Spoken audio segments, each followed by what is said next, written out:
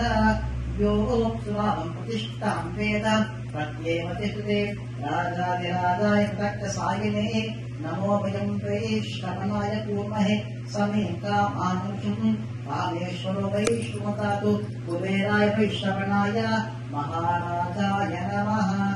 श्रीप्रसिद्धिविनायक विदोक्तपुष्पम् समर्पयामि। भक्तमहाजनानाम् क्षेमस्थैर्य हृदयवीर्य आयुरारोग्य ऐश्वर्यर्थम् श्रीप्रसिद्धिविनायक अष्टोत्तर पूजाम् च करिष्ये।